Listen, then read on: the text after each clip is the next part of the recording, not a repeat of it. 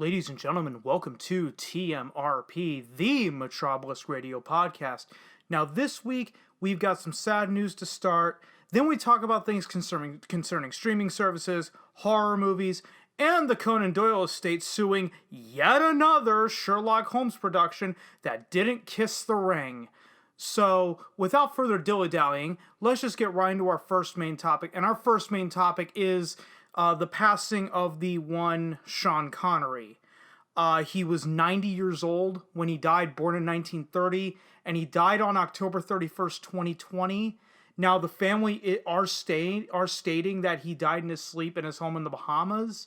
Sean Connery, obviously very famous actor, but will always be remembered as the first James Bond from Dr. No up through Diamonds Are Forever, and he was even in an unofficial James Bond movie with Never Say Never Again.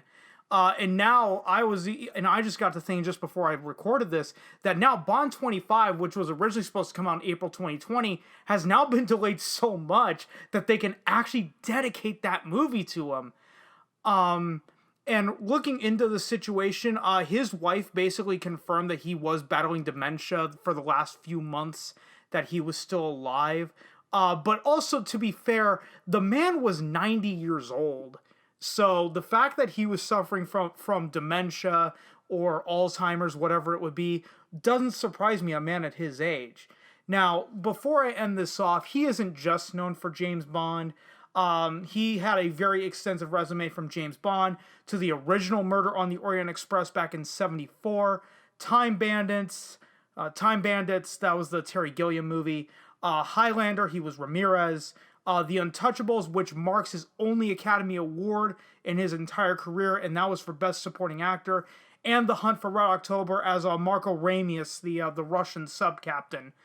So, I don't want to spell doom and gloom on this forever, so I'm just going to move on. And let's move on to some happy news, if you will. And that is Amazon announces the next movies, and it's Welcome to the Blumhouse series. Welcome to the Blue House. Hello from the small mouse. Now, if anyone listening, if you know what that's from, that means you're around my age. You're around your mid-20s. Now, for those of you who don't know, Welcome to the Blumhouse is an anthology film series that was started by Blumhouse, surprise, surprise, that are on Amazon Prime. And being an anthology, like all four movies center around the same theme. The first four movies dealt with family and love. These next four center around the themes of institutional horrors and personal phobias. Here we fucking go. So, they did release what each movie would be, who's going to direct it and write in, what it's going to be about. So I am going to be ripping this straight from the Hollywood Reporter article. So the first movie that's going to release is called The Manor, written and directed by Axel Carolyn, and I am going to be pronouncing a lot of these names wrong, but ask me if I fucking care. And it follows Judith Albright, who moves into a historic nursing home after a stroke. She begins to suspect something supernatural is preying on the residents. In order to escape, she'll need to convince everyone around her that she doesn't actually belong there at all. Barbara Hershey, that's a name I haven't heard in a long time, Bruce Davison, Nicholas Alexander, Jill Larson, Fran Bennett, and Katie Amanda Keene star. The next movie is Black as Night, directed by Mariette Lee Go and written by Sherman Payne. The film follows a teenage girl with self-esteem issues, big whoop-de-fucking-do, that finds confidence in the most unlikely way by spending her summer battling vampires. This just sounds like a fucking B-movie to me right now. But okay, getting back to it. Battling vampires that prey on New Orleans is disenfranchised with the help of her best friend, the boy she's always pined for, and a peculiar rich girl. The cast includes Aja Cooper, Fabrizio Guido, Craig Tate, Keith David. Of course, we have to have Keith David in the movie. Mason Beauchamp, Abigail, and Frankie Smith. I don't know why I broke into that, but I thought it was fucking hilarious, so I'm gonna roll with it. The third movie that is going to release is Madras from the first-time feature director Ryan Zaragoza. Was written by Marcela Ochoa and Mario Missione. Again, I'm going to mispronounce these fucking names, but ask me if I fucking care. Do you care? Fuck no. So, we're going to move on. It centers on a Mexican-American couple expecting their first child. They relocate to a migrant farming community in 1970s California. Well, you better be picking those raisins. Otherwise, Cesar Chavez is going to be coming after your ass. Actually, no, it was stop picking the raisins, otherwise Cesar Chavez is going to be coming after your ass. But anyway, back to the movie. When the wife begins to experience strange symptoms and terrifying visions, she tries to determine if it's related to a legendary curse or something more nefarious. It's Emperor Palpatine mind controlling her and wanting to kill her during childbirth. That's it right there. I've already called this movie. And now I can't wait to see that. It stars Tenoch Huerta, Ariana Guerra, Evelyn Gonzalez, Carrie Cahill, and Elpidia Carrillo. Now, the final movie that's going to be released in this season, in this, anthology series is called Bingo. And Bingo was his name. And that is from director Gigi Salguero, who wrote the film with Shane McKenzie and Perry Blackshear. And it takes place in the barrio of Oak Springs. Live a strong and follows a group of elderly friends who refuse to be gentrified. I know where this fucking thing's going now. Their leader, Lupita, keeps them together as a community, a family. But little did they know, their beloved bingo hall is about to be sold to a much more powerful force than money itself. You know what? Reading into this at this point, I'm going to make this fucking claim. Blumhouse is basically the McDonald's of horror movies. McDonald's, it's cheap. You know that the food is bad for you, but sometimes it gets the job done.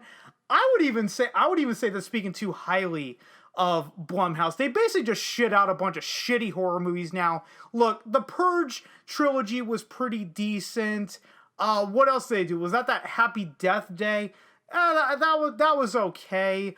But honestly, outside of the Purge movies, I'm not really interested in anything Blumhouse is even really producing.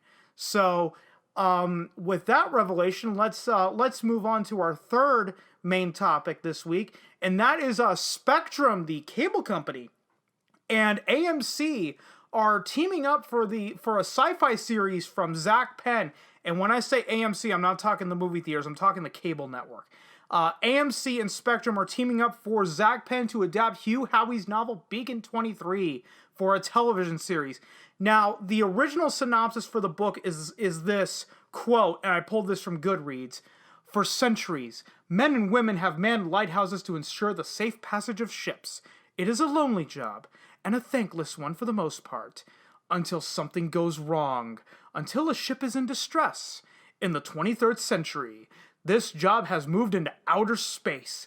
A network of beacons allows ships to travel across the Milky Way at many times the speed of light.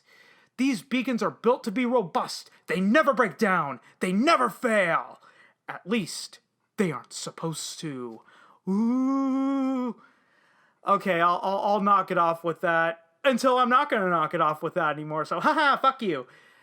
So I am going to now pull this quote straight from the Hollywood Reporter article.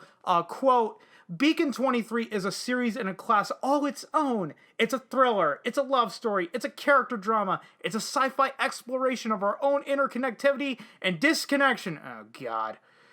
And it's been beautifully adapted by the brilliant Zach Penn, said Catherine Pope, head of Spectrum Originals. We have the perfect partners in Platform One Media and AMC to help Zach bring this series to life. Now, okay, a piece of positive news is that Ira Steven Behr will executive produce alongside Zach Penn. For those that don't know, Ira Steven Behr was EP on the Outlander. I think that was on Starz. And Sci-Fi's Alphas, which was also another Zach Penn show. And the vast majority of you probably know Ira Steven Behr as a writer and producer on Star Trek Deep Space Nine. That's where he really established his name. Now, I like Zach Penn for the most part, but I am cautiously optimistic for this show. And I'm cautiously optimistic, largely because the sci-fi genre is the genre that gets killed on TV a lot faster than other shows, and that's simply just because of the cost. It's cheaper to produce a cop procedural than it is to produce a show like The Mandalorian, and AMC are cheap sons of bitches. Just look at The Walking Dead. Over the years, actors in production behind The Walking Dead have been complaining that they don't have a fucking budget. AMC wants 16 episodes a season, but only want to pay for 8. So that's why you get a lot of shitty Walking Dead episodes, and probably why the show is fucking dead in the water at this point. No pun intended. But enough about The Walking Dead and AMC being cheap motherfuckers. Let's move on to our fourth main topic, and that is Christopher Nolan has come out to defend Tenet's box office. Now, I'm going to start by pulling this directly from the Hollywood Reporter article. Quote, Warner Brothers released Tenet, and I'm thrilled that it has made almost $350 million, but I am worried that the studios are drawing the wrong conclusions from our release. That rather than looking at where the film has worked well and how that can provide them with much needed revenue, they're looking at where it hasn't lived up to pre-COVID expectations and will start using that as an excuse to make exhibition take all the losses from the pandemic instead of getting in the game and adapting or rebuilding our business. In other words, Nolan told the Los Angeles Times.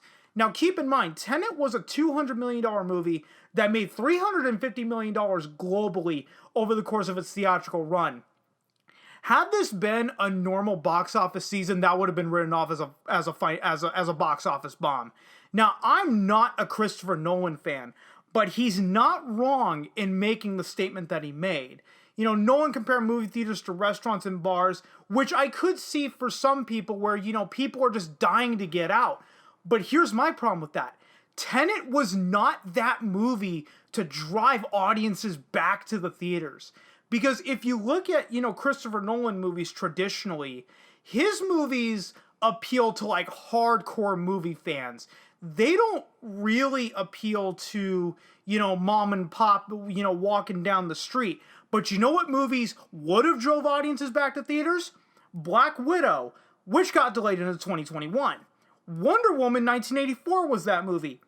Also got delayed into 2021.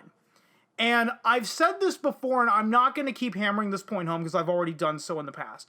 If the studios wanted to save the theaters, they would have done so by releasing their movies and just agreeing to take a haircut. Make enough money to stop the bleeding, get into 2021, and hope that, you know, shit normalizes out. But now, it's a real fucking crapshoot whether or not the theaters are even going to survive into 2021, because last I reported a couple weeks ago, AMC only had like 6 months of cash on hand left. Regal is now shutting down. Europe movie theaters have shut down again for the second lockdown. So, yeah, who knows if theaters are even going to be around long enough in 2021, because, well, if they ain't making money, you know, they don't, you know, no one has an infinite amount of savings, no matter who the fuck you are. So at some point, you know, you're either going to have to open up or the theater industry is just going to die out. And then you're going to see these studios lose more and more money as a result that they can't release these $100 to $200 million blockbusters in theaters. Oh no! And I've been saying this for a lot of years, even before I started doing this YouTube and BitChute and podcasting thing, that, you know, the Hollywood studios relying on these $100 to $200 million blockbusters was going to really come back to bite them in the ass later. I was not expecting it to come back in 2020. I was thinking like 2023, 2024 is when they're going to start feeling the effects of it. But boy, oh boy, has COVID really sped up that timeline. So let's get into our, hold on, I lost my count here. 1, 2, 3, 4. Our fifth main topic. Hopefully it's number 5. Okay, hold on. I'm looking at my overview right now. 1, 2, 3, 4. Yes, it was my 5th. I was correct. And that is Key and Peele and Reno 911 are coming to HBO Max. And HBO Max, for those that don't know, has a non-exclusive streaming rights to stream various Comedy Central shows. Hence why South Park is also on HBO Max. Now, under the CBS All Access app, which I do have CBS All Access, they have a Comedy Central portal. And Key and Peele are not on there but Reno 911 is. Chappelle's Show, I also read was on HBO Max or was going to HBO Max. Now, for those who may not be aware, Viacom CBS is having a lot of money problems right now. So that's why they're exploring a lot of these other options. Hence why, you're seeing, Reno 911 and Key and Peele not just on CBS All Access, but on HBO Max because, well, they kind of need to make the money. And also with Coming to America 2, that was Viacom CBS. They sold that movie to Amazon instead of releasing it on CBS All Access. And it was rumored that Coming to America 2, that they got about $125 million from Amazon to do that. So basically that mitigated their risk.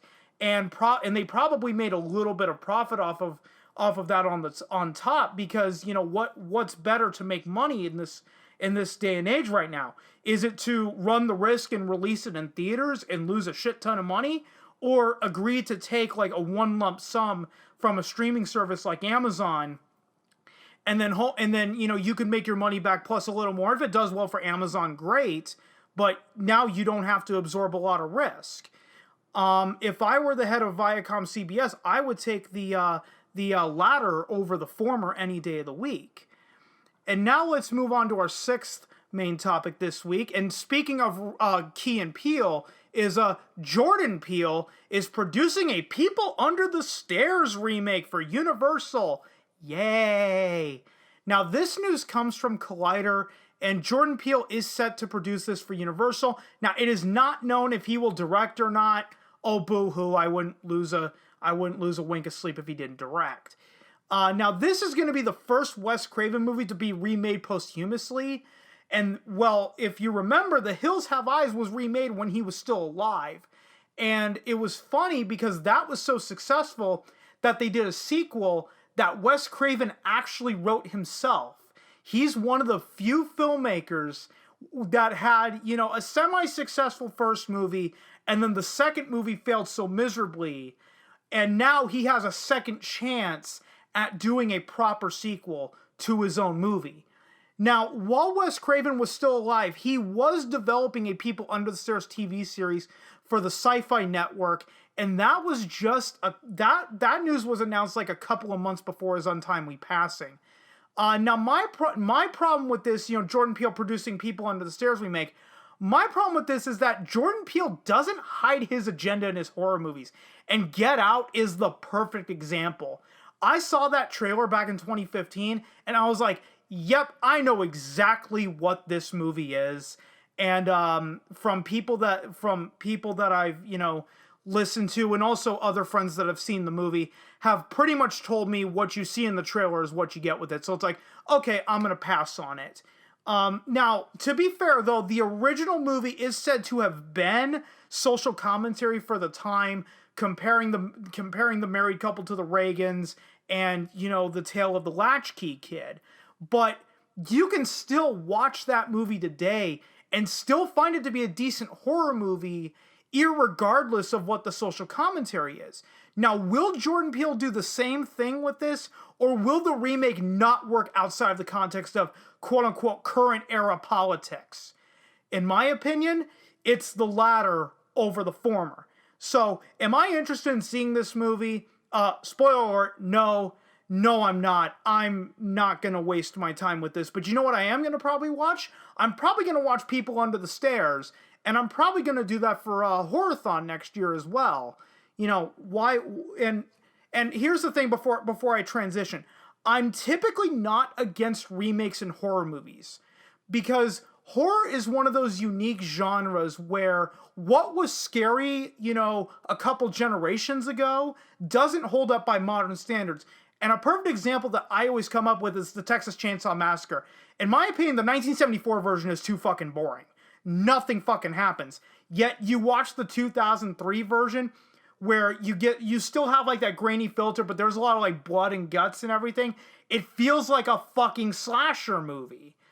So, and, people say that about the Universal Monster movies. Like, well, why would I watch, Dracula or Frankenstein or the Wolfman from the 1930s and 40s when, those movies are cheesy as hell, when I can just watch, The Mummy from from 99 with Brendan Fraser and still get the shit scared out of me in a couple of spots. If you get the shit scared out of you with the 1999 Mummy movie, then yeah, I think you're kind of soft on horror movies in my opinion, because there's shit that's way fucking scarier than that. But our final main topic, and I apologize for this, guys, this is going to be a long one, is that Enola Holmes, the movie, is now entering into a copyright lawsuit. Now, this apparently was filed back in June, even before the release of the movie on Netflix, but I'm only hearing about this now.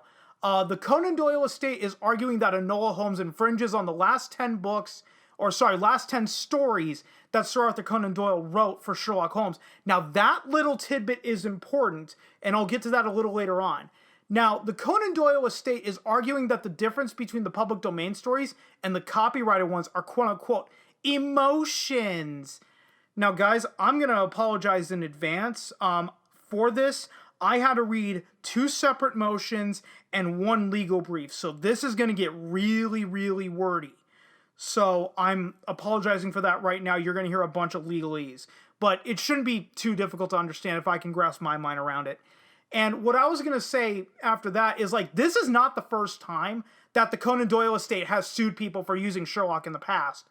The most famous case was in 2011, Leslie Klinger was told to pay a license fee to publish an anthology of original fiction that starred Holmes. Now, the publisher at the time did pay it just to get the Conan Doyle Estate off their fucking back. Now, Leslie Klinger went to another publisher to publish the sequel. The estate came for him again. He finally said, fuck this, and he sued. The estate did not initially show up, so he immediately filed for a summary judgment. The estate appealed it then because, oh fuck, we could lose. And it actually went to the 7th Circuit Court of Appeals. That was in Chicago. And that is where it was ruled that any Sherlock Holmes stories published prior to 1923 are in fact public domain stories. So we've already now established Sherlock Holmes is a public domain character. So when Miramax a few years ago, produced Mr. Holmes with Sir Ian McKellen taking on the titular character in his retirement, the Conan Doyle Estate sued, and not just for copyright, but also for trademark. Now, frankly, that case got settled out of court and nothing was ever heard of it.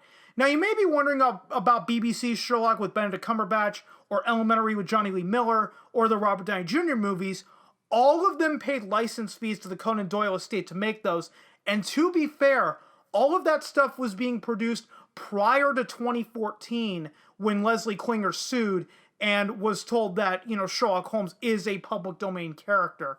So I don't blame them for paying out a license fee at the time. Now, okay, this is the part where it's going to get really, really wordy. According to the motion, and I will leave a link to these motions in the description or the show notes, to both the initial complaint and the motion of dismissal. I will also link to a legal brief of a Supreme Court case that we're going to touch on in a little bit.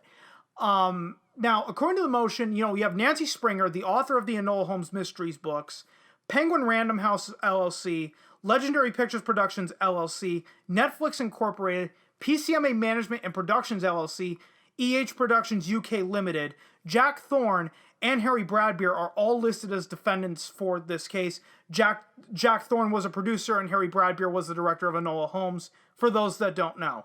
The defendants are actually fighting this. In that motion that I quoted, they filed a motion to dismiss the initial copyright claim.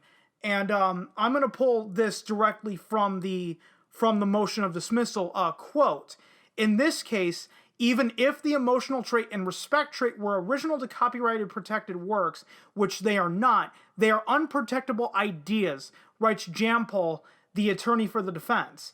Copyright law does not allow the ownership of generic concepts like warmth, kindness, empathy, or respect, even as expressed by a public domain character, which, of course, belongs to the public, not plaintiff. The plaintiff in this case being the Conan Doyle Estate. Now, the Conan Doyle Estate, like I said, is also suing for trademark infringement because the movie contains Holmes in the title. I'm going to pull another quote from that same exact motion. Quote, here, plaintiff attempts to use trademark law to do what copyright law can no longer do. Prevent others from freely using and adapting Sherlock Holmes in their own works. but this is not the function of trademark law, and he is correct on that, and we'll get to that in just a minute. Allowing plaintiff to prevent the creation of new works featuring public domain material runs contrary to the carefully crafted bargain embodied in copyright law, and plaintiff's attempt to create a perpetual copyright should be rejected.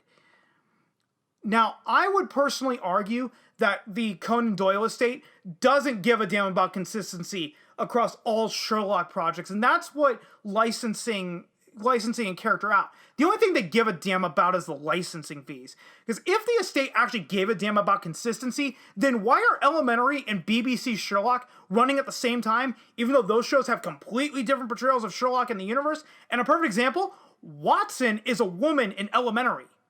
You know, I'm not against Lucy Liu as Dr. Joan Watson, but I'm just saying, if you want to maintain consistency, then maintain consistency. You know, don't go too off script just to go off script. That's a bad idea. That's like, being avant-garde for the sake of being avant-garde. Change for the sake of change. Because it typically never works out if you're the auteur. Now, personally, I do understand that a tenet of copyright law is you have to enforce the copyright or else you run the risk of losing it. Now, the estate used that in 2014 and lost pretty badly. So what are they doing? They're now changing their tactics by also throwing in trademark infringement.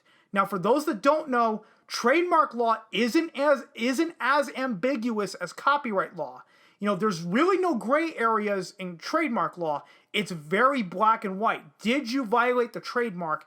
Yes or no? And now, the reason why they can go after for trademark infringement is because Miramax settled the case out of court in 2015, so now it actually needs to be heard. But like I said earlier, there was a Supreme Court case, and this was back in 2003. It was Dastar Corp versus 20th Century Fox Film. Now, that case, what came out of it, it frowned on overextending trademark protections to works no longer under grips of copyright. Now, for those that don't understand the case, I'm going to give you the Cliff Notes version. You can read the entire legal brief for yourself if you're interested.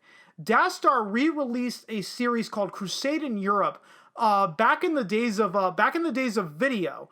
They found them on old beta tapes. They re-edited it for a new series that they were doing and released it out into the market. And they could legally do that because at that time, Crusade in Europe was in the public domain. And now 20th Century Fox did not argue copyright to get it off the shelves, but they argued trademark.